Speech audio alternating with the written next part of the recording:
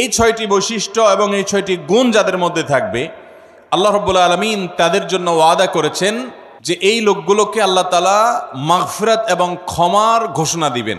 তাদের জন্য আল্লাহর তরফ থেকে কি থাকবে? তাদের প্রতিদান থাকবে, আল্লাহর কাছ থেকে তারা ক্ষমা পাবে, মাগফিরাত লাভ করবে, তাদের জীবনের ভুল ত্রুটি আল্লাহ তাআলা মাফ করে দিবেন। আর তাদেরকে আল্লাহ রাব্বুল আলামিন ইমানদারের সবচেয়ে বড় কাঙ্ক্ষিত টার্গেট এবং লক্ষ্য জান্নাত দান করবেন ইনশাআল্লাহ। কোন সেই 6টি গুণ, যে গুণ একজন মুত্তাকি মানুষের মধ্যে অবশ্যই থাকতে হবে, এবং এই গুণগুলো আমাদেরকে কিয়ামতের ভয়াবহতম দিনে আল্লাহর কাছ থেকে মাগফিরাত এনে দিবে এবং জান্নাত নিশ্চিত করে দিবে। জানা দরকার আছে না নাই?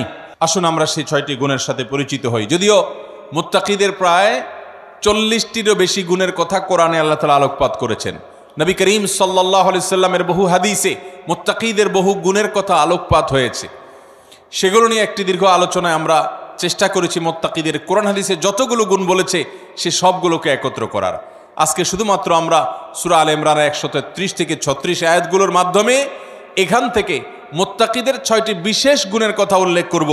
এই গুণগুলো যদি আপনার মধ্যে থাকে তো আল্লাহর শুকর আদায় করবেন, আর যদি না থাকে এই মজলিসে বসে এইখানেই মনে মনে নিয়ত করবেন যে আল্লাহর কোরআনে একটা গুণের কথা বলা আছে অথচ আমার মধ্যে নাই, আমি কেমন মুসলমান।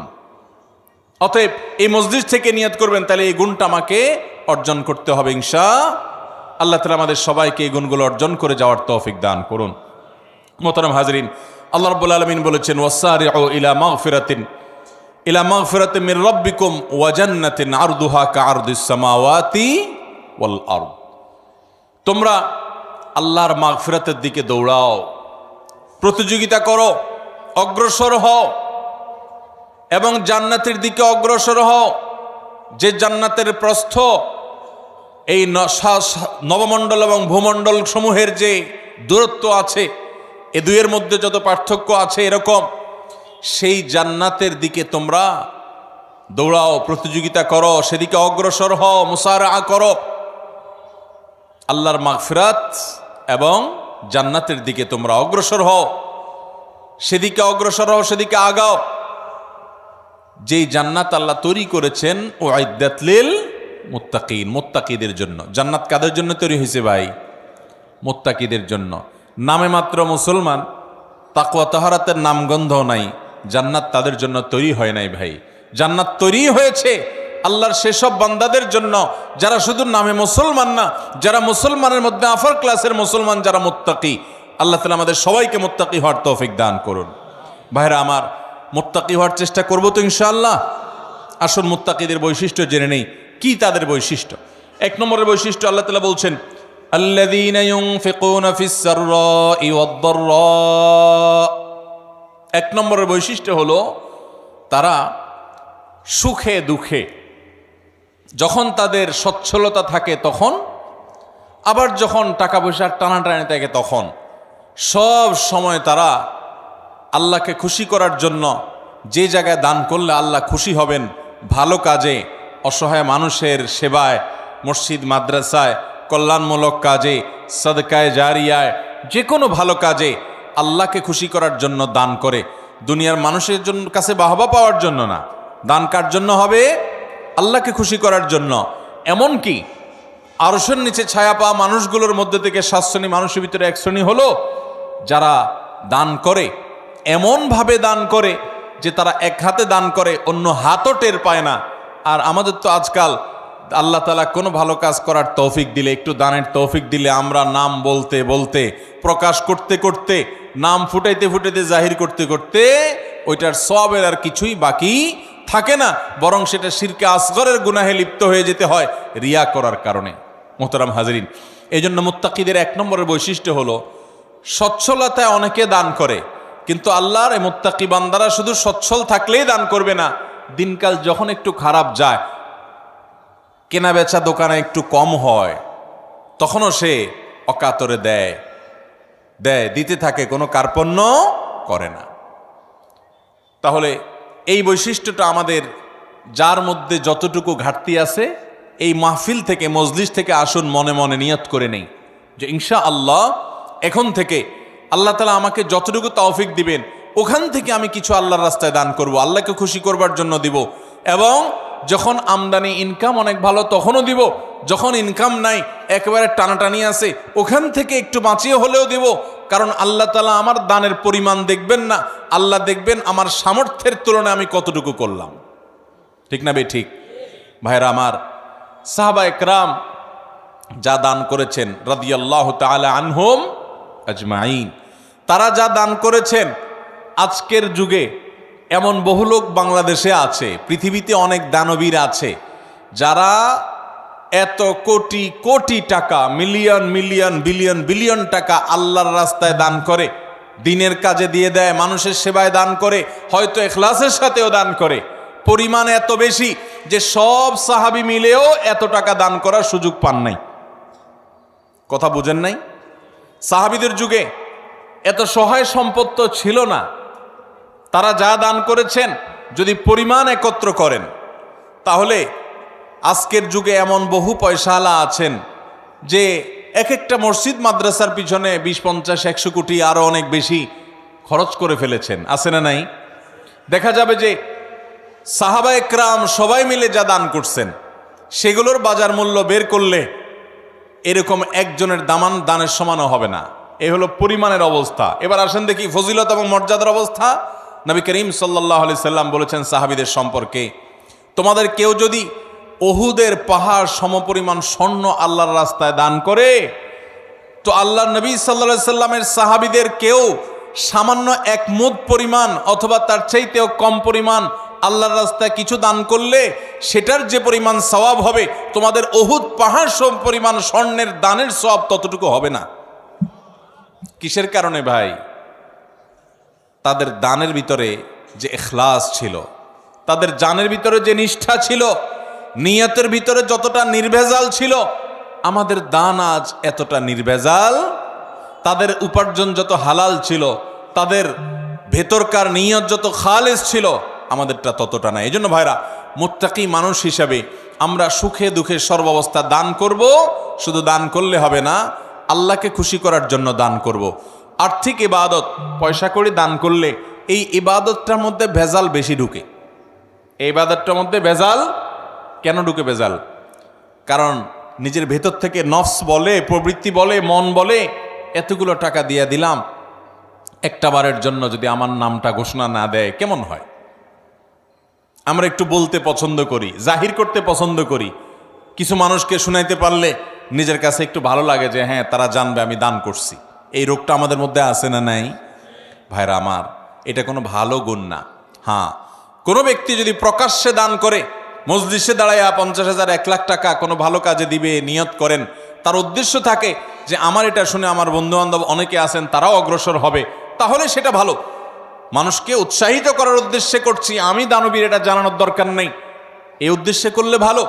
কিন্তু ভাইরা আমার, কিছু দান থাকতে হবে যেই দানগুলো আমি জানি, আমার রব জানেন, আমার স্ত্রীও জানেন না, আমার বন্ধুবান্ধবও জানেন না, মা বাপও জানেন না, ছেলে মেয়েরাও জানে না। এরকম কিছু দান রাখার চেষ্টা করতে হবে ইনশাআল্লাহ। আপনি গোপনে গোপনে একজন গরিবকে নিয়মিত টাকা পয়সা দিয়ে যান, একটা গরিব ফ্যামিলিতে নিয়মিত কিছু চাল কিনে দেন, নিয়মিত কিছু ভালো কাজ করেন, একটা মাদ্রাসা কিছু টাকা নিয়মিত দেন। আপনি জানেন আর আপনার মালিক জানে, পরিবারের কাউকে জানেন না, বলেন না। এরকম কিছু নিরালা, এরকম কিছু নিবৃতে দান করার চেষ্টা করব তো ইনশাআল্লাহ। আজকাল ফেসবুকের যুগ, ইউটিউবের যুগ, সোশ্যাল মিডিয়ার যুগ। 2, 4, 10 টাকা দান করার পর ওইটা জাহির করতে করতে, পোস্ট করতে করতে, ওইটার জন্য লাইক কমেন্টের ধান্দা করতে করতে আমরা আমাদের আমলগুলোকে বরবাদ করে ফেলি। ঠিক না ঠিক ভাই? অতএব সুখের সময় দান তো অনেকেই করে, দুঃখে কষ্টের সময়, টানাটানের সময় আমরা দান করব তো ইনশাআল্লাহ। যতটুকু আছে ওখান থেকে কষ্ট করে দান করব। অনেক সময় কষ্টের সময়ের 10 টাকা সচ্ছল সময়ের 10,000 টাকা চাইতে বেশি উত্তম হতে পারে।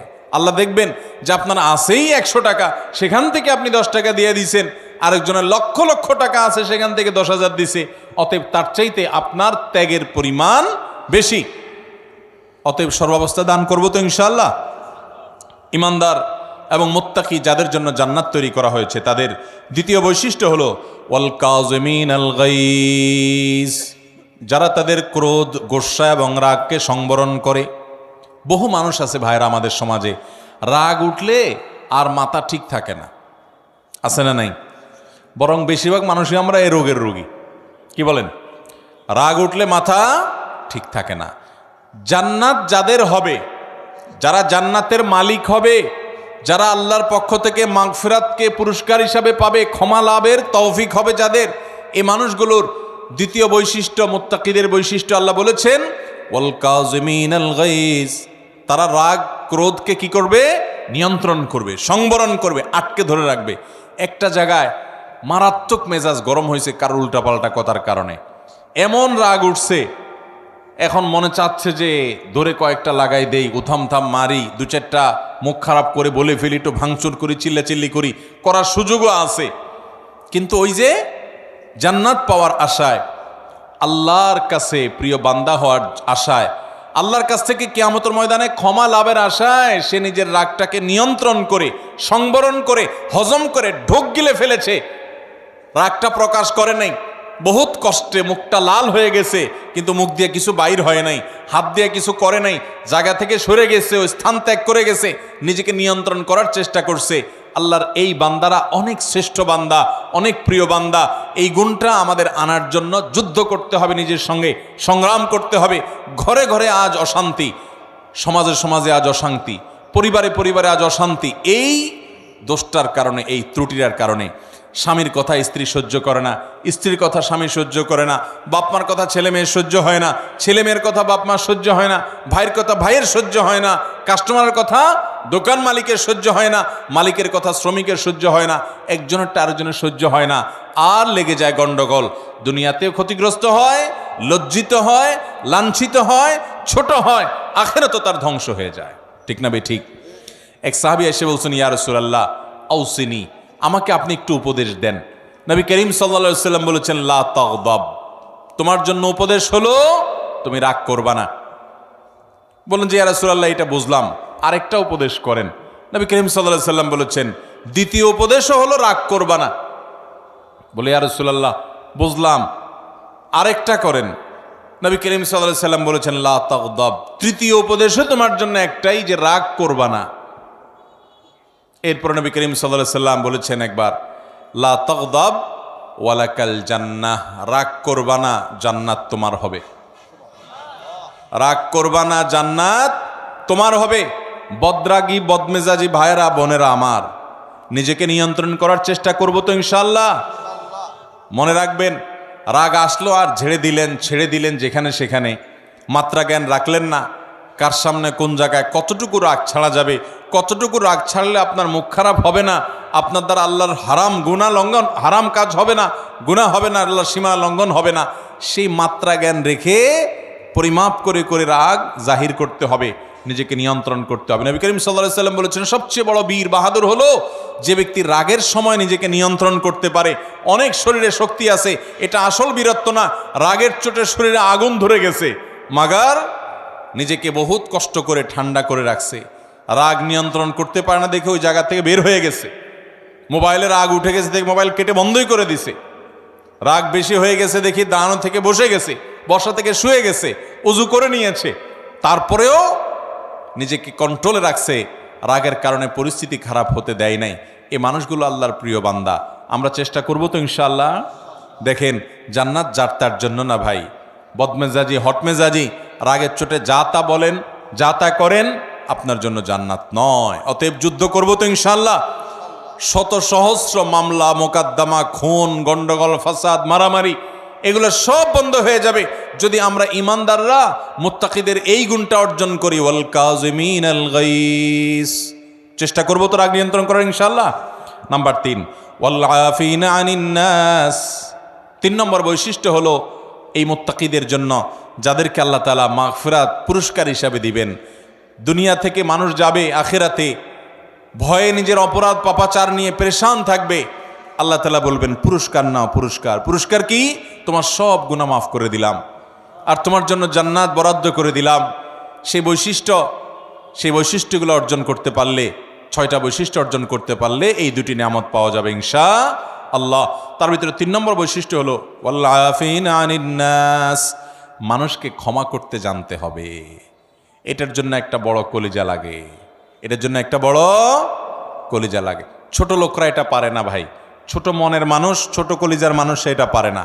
কি আমার সাথে এমন কথা বলল, এত বড় সাহস, এটা জীবনে ভোলা যায় না, আমি এটা কোনোভাবে ভুলতে পারবো না, না এটা আমার চোখের সামনে যেন না আসে।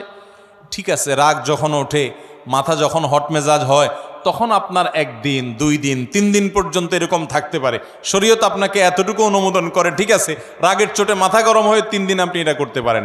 মাগার 3 দিনের জায়গায় 3 মাস হয়ে যাবে, 3 বছর হয়ে যাবে, আপনার রাগ একটুও নিয়ন্ত্রণ হবে না, আপনি একটুও ক্ষমা করতে জানবেন না, তাহলে আপনি কোন মুখে আরশে আজিমের মালিকের কাছে কিয়ামতের দিন ক্ষমার আশা করেন?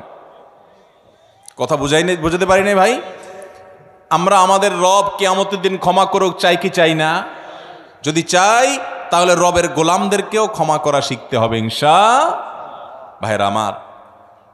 কাউকে যদি আপনি ক্ষমা না করেন, তার উপর অনেক জেদ থাকে, অনেক ক্ষোভ থাকে, অনেক রাগ থাকে আপনার ভিতরে, তাতে কষ্ট আপনার হবে কি হবে না? আরেকজনের প্রতি জেদ ক্ষোভ রাগের কারণে ভিতরে নিজের জ্বালা পোড়া হয় না, কষ্ট হয় না? আর যদি মাফ করে দেন, মাফ করলে যারে মাফ করছেন তার উপকার হোক বা না হোক, আপনার নিজের উপকার হবে, সাথে সাথে আপনার মনটা দেখবেন পাতলা হয়ে গেছে, আপনার মনটা যেখানে হালকা হয়ে গেছে, নির্ভার হয়ে গেছে, মনের ভিতরে মনে হবে একটা পাথর ছিল, পাথরটা জগদ্দল পাথর যেন সরে গেছে। যদি মানুষকে ক্ষমা করতে জানেন, মানুষকে ক্ষমা করবো তো ইনশাআল্লাহ। অনেক মানুষ আছে খুব শক্ত, লোহার মতো শক্ত, ক্ষমা করতে জানে না, একবার রাগ হইলে তো হইল, আছে না নাই? এগুলো কোনো ভালো মানুষের, ভালো মুসলমানের, ভালো ব্যক্তির এবং মুত্তাকির বৈশিষ্ট্য হতে পারে। আমরা মানুষকে ক্ষমা করব। এখন কথা হলো, আমি ক্ষমা করলে ও বারবার উল্টাপাল্টা করে, ওর ক্ষতি করে। ভাইরা আমার, ও যদি নিজের ক্ষতি করে সে ক্ষতিগ্রস্ত হবে, কিন্তু আমি তো ক্ষমা করে আল্লাহর কাছ থেকে পুরস্কার পাবো। অতএব আমার লাভ না লাভ নাই, আমি তো আমার নিজের লাভ বুঝবো। পাগলেও নিজের লাভ বুঝে, কিন্তু আমরা নিজেরটা অনেক সময় লাভ বুঝি না। নিজের লস করে হলেও আরেকজনের উপকার করার চেষ্টা করি। আরে ভাই, তার সংশোধন যদি না হয়, আমার অধীনস্থ হলে তাকে আমি শাসন করব, জোর করব, জবরদস্তি করব, রাগ করব, নিয়ন্ত্রিত রাগ, যে রাগের ভিতরে কটু কথা থাকবে না, বিশ্রী কথা থাকবে না, গালমন্দ থাকবে না, জুলুম থাকবে না, সেরকম রাগ করব অধীনস্থ হলে। কিন্তু সেটাও নিয়ন্ত্রিত রাগ হতে হবে। আর মনে রাখতে হবে, ক্ষমা করতে জানলে আল্লাহ ক্ষমা করবেন ইনশাআল্লাহ। কোন এক সালাফ, তার অধীনস্থ বারবার একই ভুল করে, বারবার একই ভুল করে, তো এতবার একই ভুল করার কারণে উনি রাগ হয়ে বলছেন, তোমাকে কতবার আর ক্ষমা করবো এই একটা ভুলের কারণে?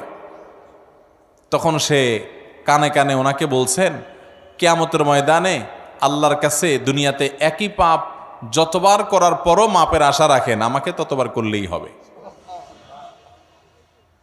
আল্লাহ তাআলা আমাদেরকে মানুষকে ক্ষমা করার মতো উদার মন মানসিকতা লালন করার তৌফিক দান করুন। তাহলে মুত্তাকিদের 3 নম্বর বৈশিষ্ট্য হলো ওয়াল্লাফিনা আনিন নাস, যারা মানুষকে ক্ষমা করে। 4 নম্বর হলো ওয়াল্লাহু ইউহিব্বুল মুহসিনিন, আল্লাহ তাআলা ইহসানকারীদেরকে ভালোবাসেন। অর্থাৎ এটাও মুত্তাকিদের একটা বৈশিষ্ট্য হবে যে তারা ইহসান করবে। ইহসান মানে যে কোনো ভালো কাজ করবে, আল্লাহর বান্দাদের প্রতি অনুগ্রহ করবে, পরোপকারী হবে, মানুষের উপকার করবে। ভাইরা আমার, ডক্টর খন্দকার আব্দুল্লাহ জাহাঙ্গীর রাহিমাহুল্লাহ এদেশে ক্ষণজন্ম একজন আলেমে দ্বীন ছিলেন, ইসলাম বিশ্ববিদ্যালয় কুষ্টিয়ার হাদিসের প্রফেসর ছিলেন, বহু গ্রন্থ এর রচয়িতা ছিলেন। স্যার রাহিমাহুল্লাহ বলেছেন যে আল্লাহ তাআলা আমাকে কোরআন হাদিসের যতটুকু ইলম দিয়েছেন, দেশে বিদেশে বিভিন্ন ইউনিভার্সিটিতে মাদ্রাসায় দীর্ঘকাল পড়াশোনা করে, শিক্ষকতা করে, ইউনিভার্সিটিতে হাদিস পড়ায় যতটুকু আমি কোরআন হাদিস এবং ইসলামের বই পুস্তক পড়ে ইলম অর্জন করেছি, আমি বুঝেছি গোটা ইসলামের জিস্ট 2টা কথা। তার একটা হলো আল্লাহর প্রতি ঈমান আনার পর এবং আল্লাহর মৌলিক মোটা মোটা ফরজ বিধানগুলো মানার পর আল্লাহর জমিনে যে আমলটাতে আল্লাহ সবচেয়ে বেশি খুশি হন, সেটা হলো কোনো মানুষ যখন কোনো মানুষের উপকার করে। আর দ্বিতীয় কথা যেটা শুনলাম, বুঝলাম কোরআন হাদিস থেকে, সেটা হলো যে কুফরির পর, বড় বড় কবিরা গুনাহগুলোর পর আল্লাহ সবচেয়ে বেশি নাখুশ হন, অসন্তুষ্ট হন বান্দা যখন আরেকজনের ক্ষতি করে, ক্ষতি করার চেষ্টা করে, পিছে লাগালাগি করে। ভাইরা, এই রোগটা, মানুষের পিছে লাগার রোগটা আমাদের মধ্যে আছে না নাই? আছে। অযথা দেখবেন মহিলাদের মধ্যে এ রোগ আছে, দোকানদারদের মধ্যে এ রোগ আছে, রাজনীতিবিদদের মধ্যে এ রোগ আছে, হুজুরদের মধ্যে এ রোগ আছে, সাধারণ মানুষের মধ্যে এ রোগ আছে, যে পিছে লাগ, এর গোষ্ঠী উদ্ধার কর, আছে না নাই? ইমানদার কারোর পিছে লাগবে না ভাই। ইমানদার নিজের চরকায় তেল দিবে। আমার কি হবে কিয়ামতের ময়দানে আমি জানি না। জীবনে 4 রাকাত নামাজ ঠিকমতো নামাজ পড়ে মনোযোগের সাথে খুশুখুশুর সাথে পড়ে আল্লাহর কাছে পেশ করার মতো রেডি করতে পারি নাই। কত ত্রুটি, কত মনোযোগ কোন দিক চলে যায়। সেখানে আমি সারা দুনিয়ার মানুষকে নিয়ে লাগবো, আমার নিজের কি হবে সেই চিন্তা করবে, সেই সাথে অন্যের ইসলাহ করব, মানুষের ক্ষতি করার উদ্দেশ্যে, ছিদ্র বের করার উদ্দেশ্যে, দোষ ধরার উদ্দেশ্যে পিছনে লাগালাগি করা, ধর্মের নামে, ইসলামের নামে আমরা অনেক সময় এক গ্রুপ আরেক গ্রুপের বিরুদ্ধে লাগি কি লাগি না ভাইরা, ফেসবুকে, সোশ্যাল মিডিয়াতে, অনলাইনে, অফলাইনে। তো ইমানদার এটা করবে না। ইমানদার পরোপকারী হবে, মানুষের কল্যাণকামী হবে, ইহসান করবে এবং যে কোনো ভালো কাজ পাইলেই সেটা করার চেষ্টা করবে। আল্লাহু ইউহিব্বুল মুহসিনিন। 5 নম্বর বৈশিষ্ট্য হলো ওয়াল্লাযীনা ইযা ফাআলু ফাহিশাতান আও যালামু আনফুসাহুম যাকারুল্লাহ। যারা কোনো অশ্লীল, অন্যায়, জেনা, ব্যভিচার, অপরাধমূলক যে কোনো কর্মকাণ্ড, কোনো একটা গুনাহের কাজ করে ফেলেছে, কারোর গীবত করে ফেলেছে, কাউকে কষ্ট দিয়ে ফেলেছে বা কোনো একটা গুনাহ করে ফেলেছে, ওয়াল্লাযীনা ইযা ফাআলু ফাহিশাতান আও যালামু আনফুসাহুম, অথবা নিজের প্রতি নিজে অবিচার করেছে। ভাইরা আমার, আমরা গুনাহ করলে কার ক্ষতি হয়? আল্লাহর ক্ষতি হয়। আল্লাহর কোনো হুকুম লঙ্ঘন করলে আল্লাহর ক্ষতি হয়। আল্লাহর কোনো ঠেকা আছে ভাই? আমরা দুনিয়ার সব মানুষ মিলে যদি একত্র হয়ে সবাই মিলে যদি হারামে চলে যাই, আল্লাহর কোনো লস আছে? আল্লাহর কোনো লস নাই। আর আমরা সবাই মিলে যদি আল্লাহর গোলামি শুরু করে দিই, আল্লাহর কোনো লাভ আছে? আল্লাহর কোনো ঠেকা নাই ভাই। তো এই জন্য নিজে অপরাধ করে, পাপ করে যে নিজের প্রতি অবিচার করি, আও যালামু আনফুসাহুম, নিজের প্রতি যদি নিজে অবিচার করেন, অশ্লীল কাজে লিপ্ত হন, এরকম কোনো কাজ করার পর যাকারুল্লাহ, আল্লাহর কথা স্মরণ হয়, রে আমার সৃষ্টিকর্তা আল্লাহ তো দেখছেন, তার কাছে তো জবাবদিহি করতে হবে, এটা মনে হওয়ার সঙ্গে সঙ্গে ফাস্তাগফারু লিযুনুবিহিম, সাথে সাথে ওই অপরাধের জন্য আল্লাহর কাছে মাপ চায়। ওমাইয়াগফিরুয যুনুবা ইল্লাল্লাহ, আর সে জানে আল্লাহ ছাড়া কেউ মাফ করতে পারবে না এই অপরাধ থেকে। এই জন্য সে আল্লাহর কাছে ওইভাবে কায় মনোবাক্যে মাপ চায়। এই বৈশিষ্ট্যটা থাকবে যাদের, মুত্তাকিদের, যে কোনো গুনাহ হলে মানুষ হিসাবে গুনাহ হয়ে যেতে পারে, যখনই গুনাহ হয়ে যাবে সাথে সাথে বিলম্ব না করে দ্রুততার সাথে আল্লাহর কাছে মাপ চাইবে। আল্লাহর কথা স্মরণ হবে, আরে আমি তো এটা করতে পারি না, ইমানদার হিসাবে, জান্নাত প্রত্যাশী মানুষ হিসাবে সে আল্লাহর কাছে মাপ চাবে।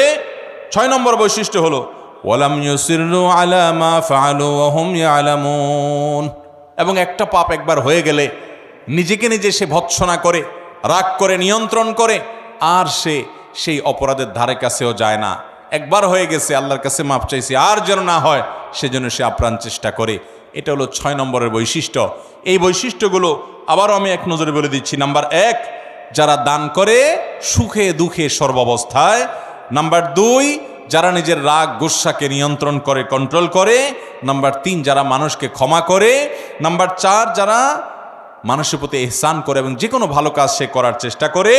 নাম্বার 5, কোনো অশ্লীল কাজ করলে, কোনো গুনাহের কাজ করলে, নিজের প্রতি নিজে জুলুম অবিচার করে ফেললে সাথে সাথে আল্লাহর কথা স্মরণ হওয়ার সাথে সাথে সে ক্ষমা চায়, মাপ চায়, ফিরে আসে। আর নাম্বার 6, সেই পাপ কাজ আর কখনো করে না। এই 6টি বৈশিষ্ট্য যাদের থাকবে, আল্লাহ বলেছেন উলাইকা জাযাউহুম মাগফিরাতুম মির রাব্বিহিম ওয়া জান্নাত। এই লোকগুলোর আল্লাহর পক্ষ থেকে কিয়ামতের ময়দানে এই 6টা বৈশিষ্ট্য নিয়ে যদি কেউ যেতে পারে, তো আল্লাহর পক্ষ থেকে সে ক্ষমা এবং মাগফিরাত এটা পুরস্কার হিসাবে গ্রহণ করবে এবং জান্নাত লাভ করবে। তাজরি মিন তাহতিহাল আনহার, যার তলদেশ দিয়ে নহর প্রবাহিত হবে, সেই চিরসুখের ঠিকানা জান্নাত পাবে। খালিদিনা ফিহা, সেখানে সে চিরকাল থাকবে। ওয়া নি'মা আজরুল আমিলিন, আর আল্লাহর জন্য আমলকারী বান্দাদের পুরস্কার কতই না সুন্দর এবং উত্তম হবে ইনশাআল্লাহ। মুত্তাকিদের এই 6টা গুণ অর্জন করার চেষ্টা করব তো ইনশাআল্লাহ। আমি যেটা শুরুতে বলেছি এখন আবারও বলছি, আপনার আমার ভিতরে সেটা আছে না নাই ওইটা রিলেট করি, ওইটা খেয়াল করি, যেটা নাই ওইটা আনার চেষ্টা করি, করবো তো ইনশাআল্লাহ। আল্লাহ তাআলা আমাদের সবাইকে তৌফিক দান করুন।